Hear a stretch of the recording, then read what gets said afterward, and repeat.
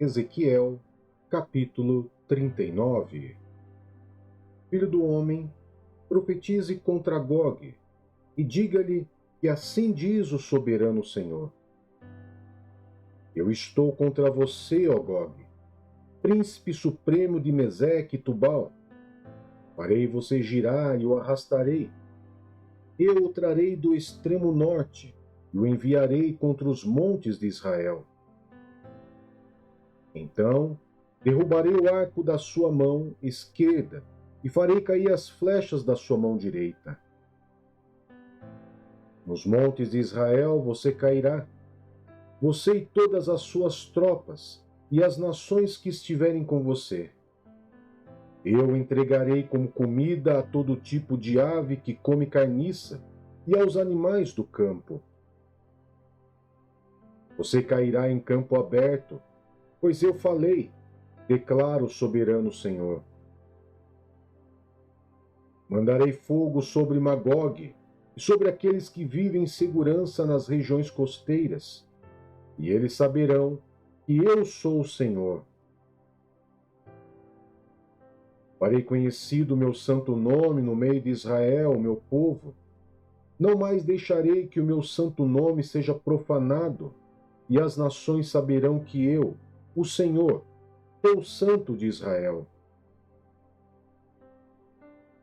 E aí vem: é certo o que acontecerá, declara o soberano Senhor. Este é o dia do qual falei. Então, aqueles que morarem nas cidades de Israel sairão e usarão armas como combustível e as queimarão, os escudos pequenos e grandes, os arcos e as flechas, os bastões de guerra e as lanças. Durante 7 anos, eles as utilizarão como combustível. Não precisarão ajuntar lenha nos campos, nem cortá-la nas florestas, porque usarão as armas como combustível. Eles despojarão aqueles que as despojaram, e saquearão aqueles que os saquearam, declara o soberano Senhor. Naquele dia, darei a Gog um túmulo em Israel, no vale dos que viajam para o oriente na direção do mar. Ele bloqueará o caminho dos viajantes, porque Gog e toda a sua multidão serão sepultados ali. Por isso, será chamado Vale de Amon-Gog. Durante 7 meses, o povo de Israel o sepultará, a fim de purificar a terra. Todo o povo da terra o sepultará, e o dia em que eu for glorificado será para eles um dia memorável, declara o soberano Senhor. Depois dos 7 meses, serão contratados homens para percorrer a terra e sepultar os que ainda restarem. Assim, a terra será purificada. Quando estiverem percorrendo a terra e um deles vir um osso humano, fincará um marco ao lado do osso até que os coveiros o sepultem no vale de Amon-Gog. Também haverá ali uma cidade a qual se dará o nome de Amoná. Assim eles purificarão a terra. Filho do homem, assim diz o soberano Senhor: chame todo tipo de ave e todos os animais do campo, para que venham de todos os lugares ao redor e se reúnam para o sacrifício que estou preparando para vocês, o grande sacrifício nos montes de Israel. E vocês comerão carne e beberão sangue. Comerão a carne dos poderosos e beberão o sangue dos príncipes da terra, como se eles fossem carneiros, cordeiros, bodes e novilhos, todos eles animais gordos de Baçã. No sacrifício que estou preparando, vocês comerão gordura até empanturrar-se e beberão sangue até embriagar-se. À minha mesa, vocês se fartarão de cavalos e cavaleiros, de homens poderosos e soldados de todo tipo, declara o soberano Senhor. Exibirei a minha glória entre as nações, e todas as nações verão o juízo que eu executarei e a mão que eu porei sobre eles. Naquele dia em diante, o povo de Israel saberá que eu sou o Senhor, o seu Deus. E as nações saberão que os israelitas foram para o exílio por causa da sua iniquidade, porque foram infiéis a mim. Por isso, escondi deles o meu rosto e os entreguei nas mãos dos seus inimigos, e todos eles caíram à espada. Tratei com eles de acordo com a sua impureza e as suas transgressões. Escondi deles o meu rosto. Eles suportarão a sua desgraça, bem como toda a infidelidade que mostraram contra mim, enquanto viviam em segurança na sua terra, sem que ninguém os espantasse. Quando eu os trouxer de volta das nações e os houver ajuntado das terras dos seus inimigos, eu me mostrarei santo por meio deles à vista de muitas nações. Então eles saberão que eu sou o Senhor, o seu Deus, pois embora os tenha enviado para o exílio entre as nações, eu os reunirei na sua própria terra, sem deixar um único deles para trás. Nunca mais esconderei deles o meu rosto, pois derramarei o meu espírito sobre o povo de Israel, declara o soberano Senhor.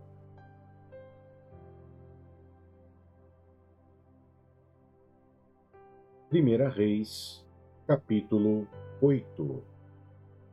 Então, o rei Salomão reuniu em Jerusalém as autoridades de Israel, todos os líderes das tribos e os chefes das famílias israelitas, para levarem de Sião, a cidade de Davi, a arca da aliança do Senhor. Todos os homens de Israel uniram-se ao rei Salomão por ocasião da festa, no mês de Atanim, que é o 7º mês. Quando todas as autoridades de Israel chegaram, os sacerdotes pegaram a arca e a levaram com a tenda do encontro e com todos os utensílios sagrados que nela havia. Foram os sacerdotes e os levitas e levaram tudo. O rei Salomão e toda a comunidade de Israel, que se havia reunido a ele diante da arca, sacrificaram tantas ovelhas e tantos bois que nem sequer era possível contar. Os sacerdotes levaram a arca da aliança do Senhor para o seu lugar no santuário interno do templo, isto é, no lugar santíssimo, e a colocaram debaixo das asas dos querubins. Os querubins tinham as asas estendidas sobre o lugar da arca e cobriam a arca e as varas utilizadas para o transporte. Essas varas eram tão compridas que as suas pontas podiam ser vistas do lugar santo, em frente do santuário interno, mas não de fora dele. Ali estão até hoje. Na arca havia somente as 2 tábuas de pedra que Moisés tinha colocado quando estava em Horebe, onde o Senhor fez uma aliança com os israelitas depois que tinham saído do Egito. Quando os sacerdotes se retiraram do lugar santo, uma nuvem encheu o templo do Senhor, de forma que os sacerdotes não podiam permanecer ali para desempenhar o seu serviço, pois a glória do Senhor enchera o templo do Senhor. Então Salomão declarou: O Senhor disse que habitaria em uma nuvem escura. Na realidade, construí para ti um templo magnífico, um lugar em que habites para sempre. Depois, o rei virou-se e abençoou toda a Assembleia de Israel, que estava ali em pé, e disse: Bendito seja o Senhor, o Deus de Israel, que por suas mãos cumpriu o que com a própria boca havia prometido ao meu pai Davi, quando lhe disse: Desde o dia em que tirei Israel, o meu povo, do Egito, não escolhi nenhuma cidade das tribos de Israel para nela construir um templo em que esteja o meu nome. Escolhi, porém, Davi para governar Israel, o meu povo. O meu pai Davi tinha no coração o propósito de construir um templo em honra ao nome do Senhor, o Deus de Israel. O Senhor, porém, lhe disse: Você fez bem em ter no coração o plano de construir um templo em honra ao meu nome. No entanto, não será você que o construirá, mas o seu filho, que procederá de você. Ele construirá o templo em honra ao meu nome. O Senhor cumpriu a sua promessa. Sou sucessor do meu pai Davi, e agora ocupo o trono de Israel, como o Senhor tinha prometido, e construí o templo em honra ao nome do Senhor, o Deus de Israel. Coloquei nele um lugar para a arca, na qual está a aliança do Senhor, aliança que ele fez com os nossos antepassados, quando os tirou do Egito. Depois, Salomão pôs-se diante do altar do Senhor, diante de toda a Assembleia de Israel, levantou as mãos para o céu e orou: Senhor, Deus de Israel, não há Deus como tu em cima nos céus, nem embaixo na terra. Tu que guardas a tua aliança de amor leal para com os teus servos, que de todo o coração andam segundo a tua vontade. Cumpriste a tua promessa ao teu servo Davi, o meu pai. Com a tua boca prometeste, e com a tua mão a cumpriste, conforme hoje se vê.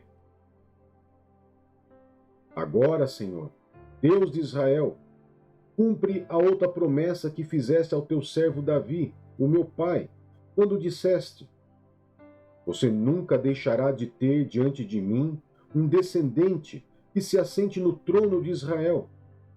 E tão somente os seus descendentes tiverem o cuidado de, em tudo, andar diante de mim, como você tem feito. Agora, ó Deus de Israel, que se confirme a palavra que falaste ao teu servo Davi, o meu pai. Mas será mesmo que Deus poderia habitar na terra? Os céus, mesmo os mais altos céus, não podem conter-te, muito menos esse templo que construí. Ainda assim, atende à oração do teu servo e ao seu pedido de misericórdia, ó Senhor, meu Deus. Ouve o clamor e a oração que o teu servo faz hoje na tua presença. Estejam os teus olhos abertos dia e noite para este templo, lugar do qual disseste: O meu nome estará ali, para que ouças a oração que o teu servo fizer, voltado para este lugar. Ouve a súplica por misericórdia do teu servo e de Israel, o teu povo, quando orarem voltados para este lugar. Ouve dos céus, lugar da tua habitação, e quando ouvires, dá-lhes o teu perdão. Quando um homem pecar contra o seu próximo, tiver que fazer um juramento e vier jurar diante do teu altar neste templo, ouve dos céus e age, julga os teus servos, condena o culpado, fazendo-lhe recair sobre a cabeça a consequência da sua conduta, e declara sem culpa o inocente, retribuindo-lhe conforme a inocência dele. Quando Israel, o teu povo, for derrotado por um inimigo, por ter pecado contra ti, voltar-se para ti e glorificar o teu nome, orando e suplicando a ti neste templo, ouve dos céus e perdoa o pecado de Israel, teu povo, e o traz de volta à terra que deste aos seus antepassados. Quando se fechar o céu e não houver chuva, por haver o teu povo pecado contra ti e o teu povo, voltado para este lugar, orar e glorificar o teu nome, e se afastar do seu pecado, depois de o haveres castigado, ouve dos céus e perdoa o pecado dos teus servos de Israel, o teu povo. Ensina-lhes o bom caminho e envia chuva sobre a sua terra, que deste por herança ao teu povo. Quando houver fome ou infestação sobre a terra, pragas e fungos, gafanhotos migradores e gafanhotos devastadores, quando os inimigos sitiarem as cidades do teu povo, quando em meio a qualquer aflição ou epidemia, uma oração ou súplica por misericórdia for feita por um israelita ou por todo Israel, o teu povo, cada um sentindo as próprias aflições do coração e estendendo as mãos na direção deste templo, então ouve dos céus o lugar da tua habitação, perdoa e age, trata cada um de acordo com a sua conduta, visto que lhe conheces o coração. Sim, só tu conheces o coração humano. Assim, eles te temerão durante todo o tempo em que viverem na terra que deste aos nossos antepassados. Quanto ao estrangeiro, que não pertence a Israel, o teu povo, e que veio de uma terra distante por causa do teu nome, pois ouvirão acerca do teu grande nome, da tua mão poderosa e do teu braço estendido, quando ele vier e orar voltado para este templo. Ouve dos céus, lugar da tua habitação, e age conforme tudo o que o estrangeiro te pedir, a fim de que todos os povos da terra conheçam o teu nome e te temam, como faz Israel, o teu povo, e saibam que este templo que construí traz o teu nome. Quando o teu povo for à guerra contra os seus inimigos, por onde quer que tu o enviares, e orar ao Senhor voltado para a cidade que escolheste e para o templo que construí para o teu nome, ouve dos céus a sua oração e súplica por misericórdia e defende o direito do teu povo. Quando pecarem contra ti, pois não há ninguém que não peque, e ficares irado com eles e os entregares ao inimigo, que os leve cativos para a sua terra, distante ou próximo.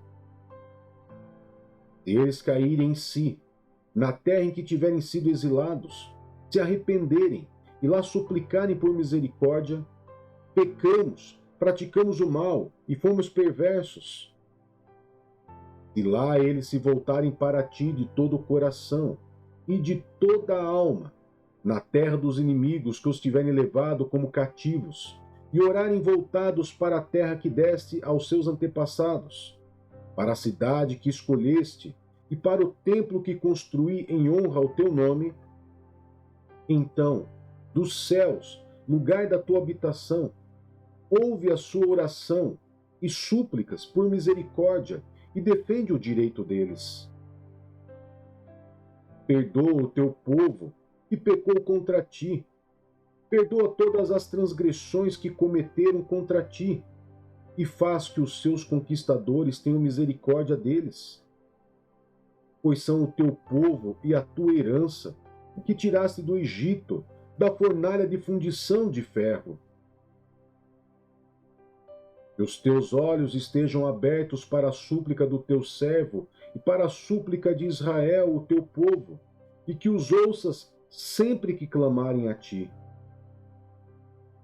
Pois tu os escolheste dentre todos os povos da terra para serem a tua herança, como declaraste por meio do teu servo Moisés, quando tu, ó soberano Senhor, tiraste os nossos antepassados do Egito. Quando Salomão terminou a oração e a súplica por misericórdia ao Senhor, ele se levantou diante do altar do Senhor, onde tinha se ajoelhado e estendido as mãos para o céu. Pôs-se em pé e abençoou em alta voz toda a Assembleia de Israel, dizendo: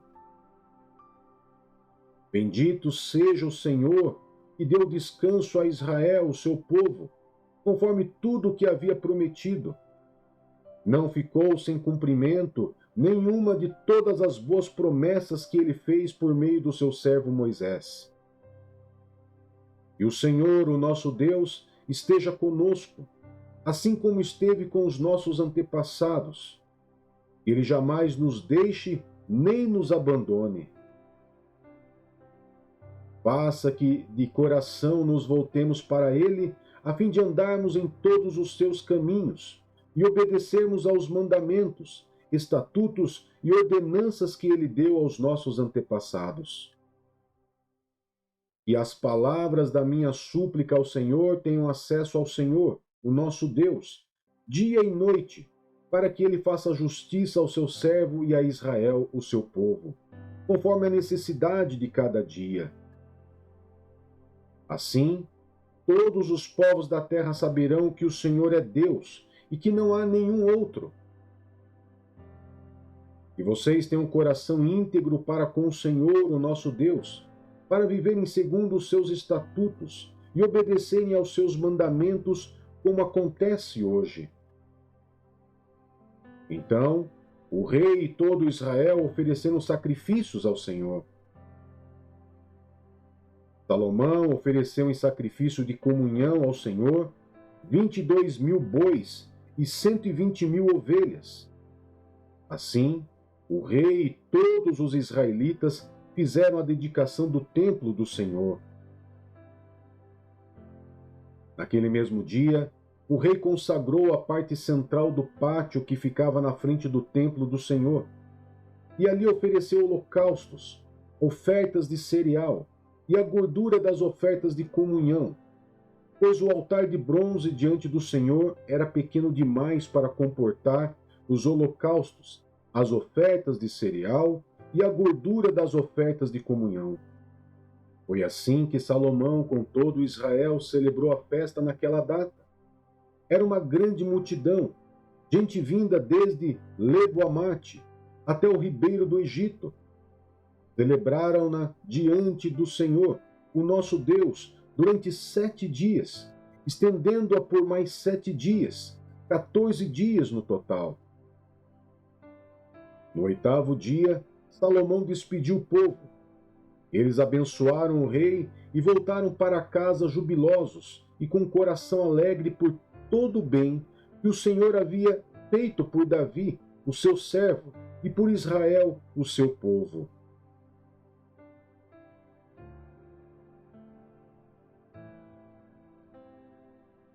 Romanos capítulo 1. Paulo, servo de Cristo Jesus, chamado para ser apóstolo, separado para o evangelho de Deus, o qual foi prometido por ele de antemão por meio dos seus profetas nas Escrituras Sagradas, acerca de seu filho, que como homem era descendente de Davi, e que mediante o Espírito de Santidade foi declarado Filho de Deus com poder, pela sua ressurreição dentre os mortos, Jesus Cristo, nosso Senhor. Por meio dele e por causa do seu nome, recebemos graça e apostolado para chamar dentre todas as nações um povo para a obediência, que vem pela fé. E vocês também estão entre os chamados para pertencerem a Cristo Jesus. A todos os que em Roma são amados de Deus e chamados para serem santos, a vocês, graça e paz da parte de Deus, nosso Pai, e do Senhor Jesus Cristo. Paulo anseia visitar a igreja em Roma. Antes de tudo, sou grato ao meu Deus, mediante Jesus Cristo, por todos vocês, porque em todo o mundo está sendo anunciada a fé que vocês têm. Deus, a quem sirvo de todo o coração, pregando o evangelho de seu Filho, é minha testemunha de como sempre me lembro de vocês em minhas orações. E peço que agora, finalmente, pela vontade de Deus, seja-me aberto o caminho para que eu possa visitá-los. Anseio vê-los, a fim de compartilhar com vocês algum dom espiritual para fortalecê-los. Isto é, para que eu e vocês sejamos mutuamente encorajados pela fé. Quero que vocês saibam, irmãos, que muitas vezes planejei visitá-los, mas fui impedido até agora. Meu propósito é colher algum fruto entre vocês, assim como tenho colhido entre os demais gentios. Sou devedor tanto a gregos como a bárbaros, tanto a sábios como a ignorantes. Por isso estou disposto a pregar o Evangelho também a vocês que estão em Roma. Não me envergonho do Evangelho, porque é o poder de Deus para a salvação de todo aquele que crê, primeiro do judeu, depois do grego. Porque no Evangelho é revelada a justiça de Deus, uma justiça que do princípio ao fim é pela fé. Como está escrito, o justo viverá pela fé. A ira de Deus contra a humanidade. Portanto, a ira de Deus é revelada dos céus contra toda a impiedade e injustiça dos homens que suprimem a verdade pela injustiça, pois o que de Deus se pode conhecer é manifesto entre eles, porque Deus lhes manifestou. Pois desde a criação do mundo, os atributos invisíveis de Deus, seu eterno poder e sua natureza divina, têm sido vistos claramente, sendo compreendidos por meio das coisas criadas, de forma que tais homens são indesculpáveis, porque, tendo conhecido a Deus, não glorificaram como Deus, nem lhe renderam graças, mas os seus pensamentos tornaram-se fúteis e o coração insensato deles obscureceu-se. Dizendo-se sábios, tornaram-se loucos e trocaram a glória do Deus imortal por imagens feitas segundo a semelhança do homem mortal, bem como de pássaros, quadrúpedes e répteis.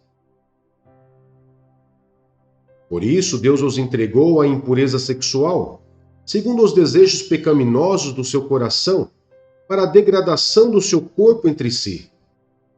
Trocaram a verdade de Deus pela mentira e adoraram e serviram a coisas e seres criados, em lugar do Criador, que é bendito para sempre.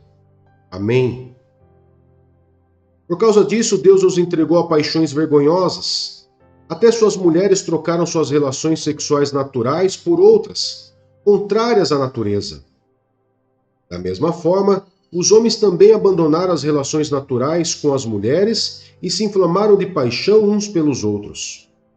Começaram a cometer atos indecentes, homens com homens, e receberam em si mesmo o castigo merecido pela sua perversão.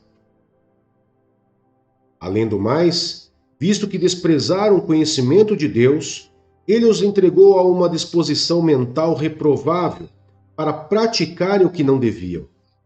Tornaram-se cheios de toda sorte de injustiça, maldade, ganância e depravação. Estão cheios de inveja, homicídio, rivalidades, engano e malícia. São bisbilhoteiros, caluniadores, inimigos de Deus, insolentes, arrogantes e presunçosos. Inventam maneiras de praticar o mal, desobedecem a seus pais, são insensatos, desleais, sem amor pela família, implacáveis. Embora conheçam o justo decreto de Deus de que as pessoas que praticam tais coisas merecem a morte, não somente continuam a praticá-las, mas também aprovam aqueles que as praticam.